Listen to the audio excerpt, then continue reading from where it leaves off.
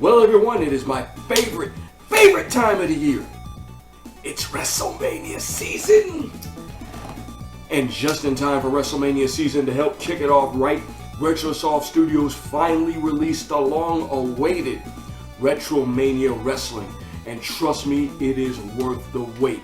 It is, in my opinion, the true successor. Not sequel, or at least I believe it not. I believe it's not really a sequel. They call it a sequel, but given that it's not an official WWE licensed product and or game, can't really call it a sequel, but what do I know? A true successor to the greatest wrestling arcade game of all time and one of the greatest wrestling games of all time, period. WWF Wrestlefest. There were wrestling arcade games before WrestleFest. But when it comes to arcade wrestling, WrestleFest set the bar. No. Let me rephrase that again. I'm getting ahead of myself. Let me stay focused here, because I get excited talking about wrestling. You know, I am a wrestler, so I get excited talking about this stuff. WWF Superstars. That set the bar. WrestleFest raised it. And there was never a game like WrestleFest. I mean, you could count Fire Pro Wrestling, because that is kind of arcadey and realistic at the same time. But WrestleFest is in a league of its own. WrestleFest made all kinds of history when it hit arcades in 1991. And it left behind an excellent legacy. That's what we're talking about here today in the introductory episode of the Arcade Legacy. WrestleFest to Retromania. Let's talk about it.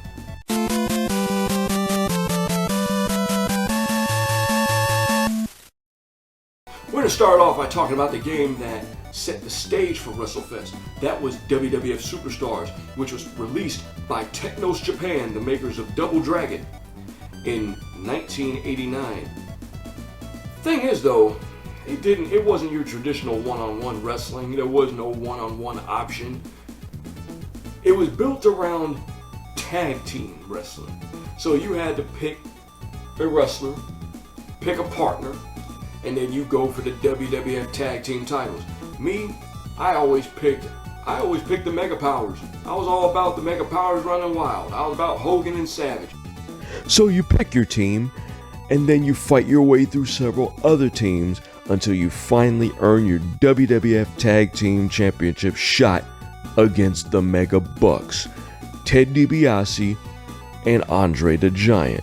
So in my case, I'm recreating the main event of SummerSlam 1988. And go figure, Andre doesn't sell worth a damn. I'll put you to sleep with my $1 million dream. I don't know who commissioned that, but that voice makes me cringe. I seriously do not think to this day that Ted DiBiase knows that he sounds like this in this game. Dreadful. Oh, God. Okay, fine, one more time. I'll put you to sleep. No, that's enough. Stop. Of course, the game didn't get a home port like most great arcade games. I mean, the closest we got to it was WWF Superstars on the Game Boy. It played a lot similar. Character sprites looked kind of similar, except you had more game modes and you actually, your one-on-ones. 1991. WWF WrestleFest drops down on the arcades like a ton of bricks. And man, did it make an impact. This time around, the roster is expanded. Unfortunately, the Macho Man Randy Savage was left out of this game because of his kayfabe retirement after his loss to Ultimate Warrior at WrestleMania 7. You know who else they left out of this game? They left out Bret Hart. They left out The Undertaker. They left out Shawn Michaels. Those four should have been in this game, but Technos left out Savage, because, kayfabe retirement. I'm sure they had enough space. They could have put them in the game. Just like in WWF Superstars, you had to go after the WWF Tag Team titles. You had to pick a guy, you had to pick a partner. I always picked Hogan and Warrior, of course. And then you would fight your way all the way to Madison Square Garden to take on the WWF Tag Team Champions, one of the greatest tag teams of all time. My all-time favorite tag team, the Road Warriors. We snack on danger, dine on death. You fail every double-faced thing we say. Yeah! And they were a son of a bitch. They didn't play fair at all. But you beat them, you become the WWF Tag Team Champions, and you go on to defend those titles until you lost. WrestleFest played similar to WWF Superstars, only the sprites were bigger, the gameplay was a whole lot smoother, and everything was way more polished. You walk into your opponent, grapples happen automatically, you bash buttons, you tilt the stick in any direction to do different attacks. Some were stronger than others. You wore your opponent down until eventually you were able to perform your finisher, you move on. But then there's also the fact that you can throw your opponent outside. You can hit him with the steps, you can hit him with a chair, you can hit him with a broken piece of the table. You can put your opponents through a table, which was unheard of at a wrestling game at the time. Or was that just me? Because I could have swore I put somebody through a table in this game. I don't know. You also had commentary. You also had the ring announcer, Mike McGurk, who would introduce you and your partner and your opponents. This contest is scheduled for one fall. Hulk Hogan and the Ultimate Warrior versus the Million Dollar Man, Ted DiBiase, and Curtis Blade.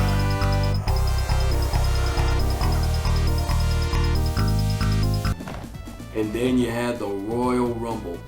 Good God, was that crazy, especially when you had 3 other people playing with you. That, I've seen this game, the dedicated 4-player cabinet. I was there, my 3 sons, Norwalk, Connecticut, 1992, my first time ever playing this game because they were literally the last to get WrestleFest. I watched a fight break out over a Royal Rumble, like a knockdown, drag out. The cops were called, and me and my friend, shout out to Mo Presta, we all jumped in and played, and I ended up playing as Earthquake and winning the Royal Rumble. It was a fun time. That was my first time ever playing WrestleFest. WrestleFest left behind a huge legacy, and of course, just like WWF Superstars, and just like every great arcade game out there that wasn't fortunate enough to get a home port, WWF WrestleFest never got a home port. That's beyond me. The Sega Genesis could have done it. They could have ported this game to the Sega Genesis. It would have been awesome on the Sega Genesis. Hell, they could have even expanded the roster. But some mysteries are just left unsolved. It wouldn't be till nearly 20 years later that we got a successor. And it was a god-awful piece of shit cash grab for fucking mobile. A mobile remake. And I'm pretty sure it is the reason why THQ went out of business. This time around, the roster consists of all the current at the time WWE superstars and returning members from the original game. Oh, and get this, Savage, Michaels, Taker, they're all here. Their sprites all looked like utter straight trash. My son draws better pictures than what those sprites looked like. It was choppy. It was broken. It was a terrible experience. It came out for the iOS. Believe it or not, yeah, it did come out for the Android because I downloaded it off the Google Play Store when it came out, and I deleted it off my phone literally 5 minutes later in a blurring rage. I was pissed. and so was everyone else who came across this abomination. An Xbox 360 and PS3 version were in the works, but were immediately scrapped when they saw the fans rioting about this bullshit that THQ and whatever studio they put on this thing.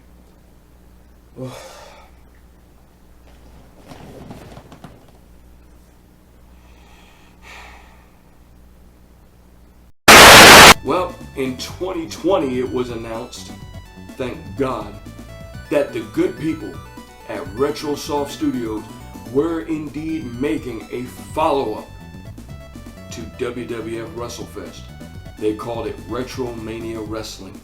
And they actually got Arxis, who owns Technos Japan, to give them the actual engine for Wrestlefest to make this game. This was the Wrestlefest follow-up, or sequel if that's what you want to call it, which is what's being called, that the fans demanded for over 30 years. Which this game just dropped for the Nintendo Switch, and I can tell you this right now, I couldn't be happier with how this game turned out. This roster includes some of the best wrestlers in the business today, along with industry veterans. You got legends like Tommy Dreamer, legends like Austin Idol. Of course, the Road Warriors are returning. You got Colt Cabana, you got Johnny Retro, aka John Morrison, before he re-signed with WWE. There's 2 different story modes, a Johnny Retro Redemption story mode and the 10 pounds of gold where you go after Nick Aldis and challenge him for the NWA World Heavyweight title. This game is a love letter to wrestling fans, Wrestlefest itself, and the gaming community all in one. It plays just like Wrestlefest, only difference is you're using 4 buttons now instead of just 2. It's smooth, it's responsive. They took the time needed to make this game work. We waited a long time for this game, and they dropped it literally a week before WrestleMania, and I couldn't be happier. The wrestling community, the gaming community couldn't be happier. So shout out to everybody at Retro Studios. Thank you for putting this game out. Well, that's going to do it for this first edition of the Arcade Legacy. Let me know in the comments section below what you want me to do next, because I will take requests, believe it or not. No, not those requests. I'm talking about games to be covered. Jesus, get your minds out of the gutter. 28 of you who are subscribed, thank you. Your support is appreciated, and we are doing all we can to keep you entertained. But I'm watching. There's a whole lot of you who aren't subscribed who are watching, because believe it or not, we're making the YouTube algorithm. And I can see y'all. So if you don't mind, go ahead and click that subscribe button. Click that like button. And smash the bell. So that way you can be alerted to when we go live with another video. Well, this has been fun. Happy WrestleMania season, everyone. I will be doing more videos on Retromania Wrestling. We're going to do a playthrough on it, so stay tuned. Don't forget to like, share, and subscribe. Like us on Facebook. Support us on Patreon. And we are going to keep on coming with the good stuff. See you next time. Round out.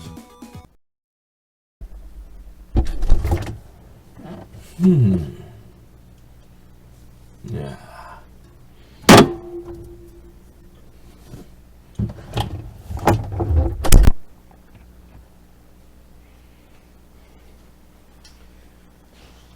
All right. Another video in the can.